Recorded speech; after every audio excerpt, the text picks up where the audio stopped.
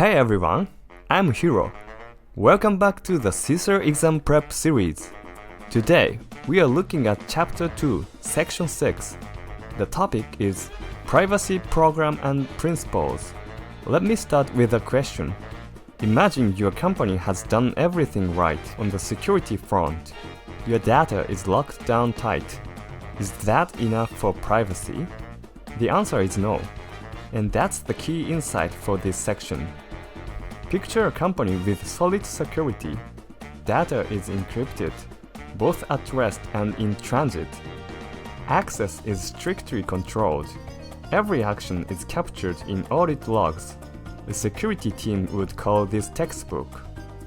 But here's what's also happening at that same company. Customer data is being sold to third parties without consent. Data is being used for purposes customers never agreed to. And when someone asks for their data to be deleted, there's no process to handle it. Security protects data from threats. Privacy protects individuals' rights over their own data. Security is necessary, but it is not sufficient on its own. What is privacy program? So, what exactly is a privacy program? A privacy program is an organization-wide mechanism for managing personal data properly. It is not just one department's job. It governs the full life cycle of data: collection, use, storage, and deletion. It must also be integrated into IT governance. That's because IT systems are the primary means of collecting and processing personal data. If privacy is not built into IT decisions from the start, you cannot protect it effectively. A privacy program is also more than legal compliance. Done well, it builds customer trust, protects your brand, and can become a competitive advantage. But the cost of getting it wrong is real. Under GDPR, violations can result in fines up to 4% of annual global revenue, or 20 million euros, whichever is higher.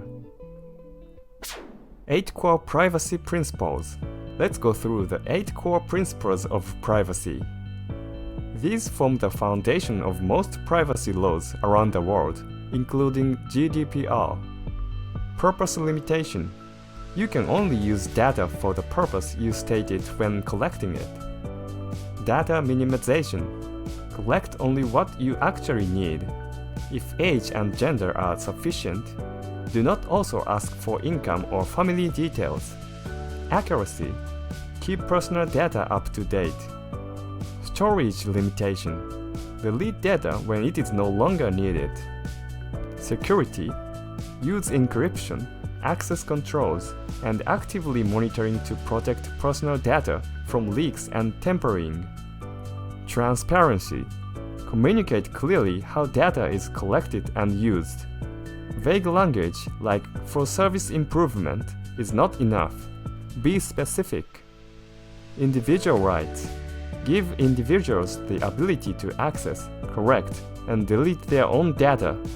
We will cover those rights in detail on the next slide. Accountability. Document your privacy practices and be able to demonstrate they are actually working. A privacy that exists only on paper does not count. Privacy Impact Assessment (PIA). A Privacy Impact Assessment, or PIA, is a process for evaluating privacy risks before you deploy a new system or make a significant change. When should you conduct a PIA? When introducing a new system, when making significant changes to an existing one, when migrating to cloud services, or when changing how data is collected or used. The PIA follows 4 stages. First, define the scope and identify what personal data is involved. Second, trace the full data flow: collection, use, storage, and deletion. Third, identify the risks and determine countermeasures. And fourth, document everything, review with stakeholders, and get formal approval. One key point: a PIA is not a standalone document sitting in a drawer. privacy risks identified in a PIA must feed into the organization's overall risk register. It is part of the broader risk management process. Rights of data subjects. Privacy laws like GDPR give individuals specific rights over their personal data. Organizations must build processes to support each of these rights. Access. Individuals have the right to see what data is held about them and how it is being used. If someone asks, you need to be ready to respond with a full picture. Rectification. If the data is inaccurate, they can request a correction. Organizations must respond promptly. Erasure, also known as the right to be forgotten. Individuals can request that their data be deleted. Some legal exceptions apply. Restriction of processing. This is different from erasure. The data stays, but all processing is suspended. It is a temporary pause while something is being investigated or resolved. Data portability. Individuals can request their data in a machine-readable format, such as CSV or JSON, and transfer it to another organization. Object. Individuals can opt out of certain types of processing. If they do, the organization must either stop or provide a valid justification for continuing. Organizations need a clear intake process, identify verification, and a response deadline. Under GDPR, the standard deadline is 30 days. Privacy by design. Privacy by design is the principle that privacy protection should be built into systems from the very start, not added on as an afterthought. It rests on three core ideas. The first is being proactive. That means preventing privacy breaches before they happen. Run your PIA at the design stage, not after you have already launched the system and discovered a problem. The second is privacy as default.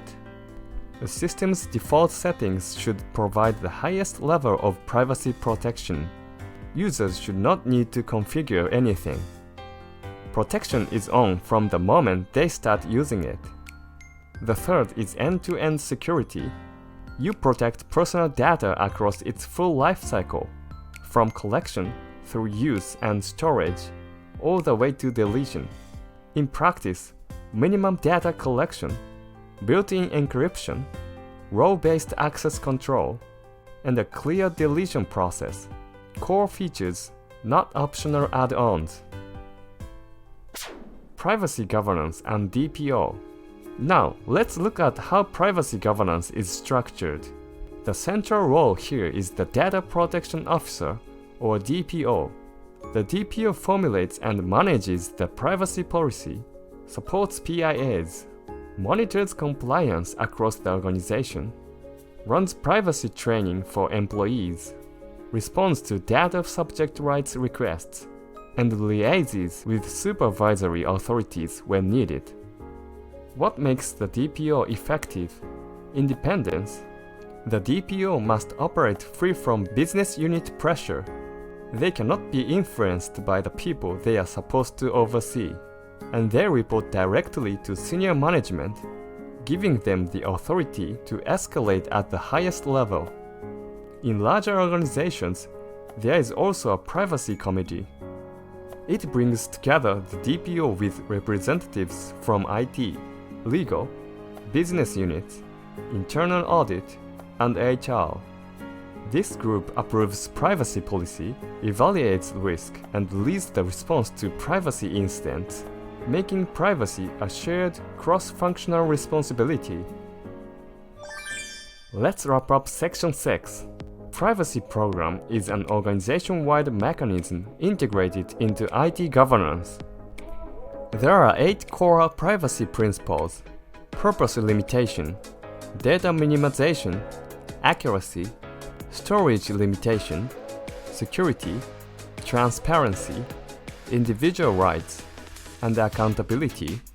A PIA is how you access privacy risks before deploying new systems or making significant changes. Under GDPR, individuals have 6 rights: access, rectification, erasure, restriction of processing, data portability, and object. Privacy by design means being proactive, setting privacy as the default, and protecting data end-to-end.